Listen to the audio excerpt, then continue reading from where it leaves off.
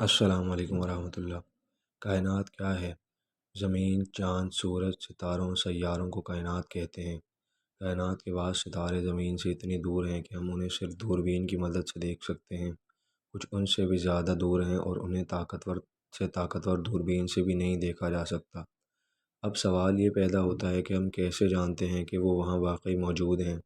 سائنسدانوں نے دوربینوں اور بڑے بڑے کیمروں کی مدد سے ان کی تصاویر لی ہیں۔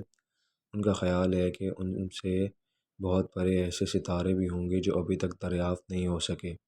کائنات کب پیدا ہوئی؟ اکثر سائنسدانوں کا یہ خیال ہے کہ کائنات ہمیشہ سے تھی اور ہمیشہ اسی طرح رہے گی، یعنی نہ تو اس کی کوئی ابتدا ہے اور نہ کوئی انتہا۔ البتہ ستارے اور سیارے ہمیشہ سے ایسے نہیں تھے، ان میں سے ہر ایک کی ابتدا کسی نہ کسی شکل میں ضرور ہوئی اور اس وقت سے اب تک ان کی شکل خاصی بدل چکی ہے۔ ستارے جب بہت پرانے ہو جاتے ہیں تو ان کی اندر کی گرمی کم ہو جاتی ہے اور ان کی روشنی مدھم ہو جاتی ہے۔ آخر ایک دن وہ بجھ کر فنا ہو جاتے ہیں، لیکن ان کی جگہ خالی نہیں ہوتی، اس جگہ کوئی اور ستارہ پیدا ہو جاتا ہے۔ ایسا کروڑوں سالوں سے ہو رہا ہے۔ زمین گول کیسے ہوئی؟ آپ کھڑکی میں سے باہر جھانکتے ہیں تو آپ کو مکانات، گلی کوچے، درخت اور کھیت نظر آتے ہیں، پہاڑ بھی دکھائی دیتے ہیں۔ ان کے علاوہ آپ اور بھی ہزاروں چیزیں دیکھتے ہیں، لیکن ان میں سے ایک بھی شے ایسی نہیں جس سے اس بات کا پتہ چلے کہ زمین گول ہے۔ لیکن حقیقت یہ ہے کہ زمین گول ہے اور یہ ایک بہت بڑی گیند کی مانند ہے۔ اس کی گولائی آپ کو اس لیے نظر نہیں آتی کہ آپ اس کے بہت قریب ہیں۔ اگر آپ ہوائی جہاز یا خلائی راکٹ میں بیٹھ کر اوپر جائیں تو آپ کو زمین کی گولائی کا پتہ چل سکتا ہے۔ فضا میں زمین کی جو تصویریں لی گئیں ان سے بھی آپ کو زمین کے گول ہونے کا ثبوت مل سکتا ہے۔ زمین کو بنے کروڑوں سال ہو گئے۔ شروع میں یہ مختلف مادوں کا ایک بے بھلکم سا ڈھیر تھا۔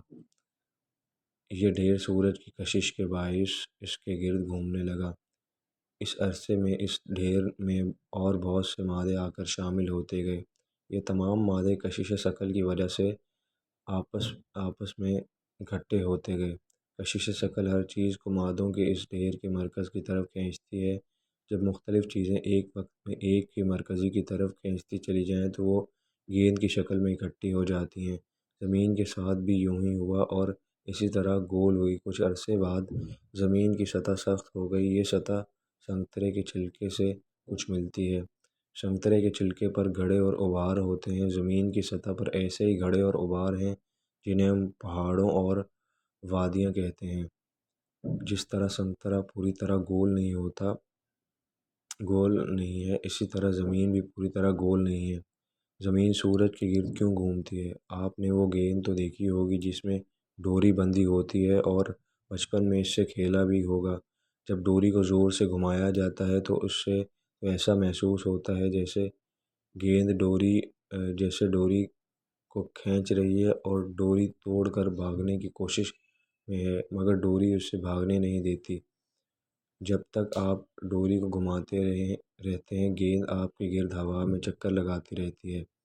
زمین بھی گیند کی طرح ہے اور سورج اسے اپنے گرد گھماتا ہے۔ اب آپ یہ پوچھیں گے کہ وہ ڈوری کہاں ہے جس سے زمین بندھی ہوئی ہے؟ جواب یہ ہے کہ زمین سے سورج تک کوئی ڈوری نہیں، لیکن ایک ایسی چیز ضرور ہے جو ہمیں نظر تو نہیں آتی، لیکن وہ زمین کو سورج کی طرف کھینچتی ہے اور اسے ادھر ادھر نہیں بھاگنے دیتی۔ یہ چیز سورج کی کشش کہلاتی ہے۔ سورج زمین کو اپنی طرف کھینچتا ہے لیکن زمین گیند کی طرح اس سے بھاگنے کی کوشش کرتی ہے۔ اس طرح زمین کا کھنچاؤ سورج کے کھنچاؤ کے برابر ہو جاتا ہے اور زمین ایک خاص راستے پر سورج کے گرد گردش کرتی ہے۔ یہ راستہ زمین کا مدار کہلاتا ہے۔ تو اگر آپ سب کو یہ ویڈیو پسند آئی ہے تو ویڈیو کو لائک اور شیئر ضرور کر دیں اور چینل کو سبسکرائب کر دیں۔ شکریہ۔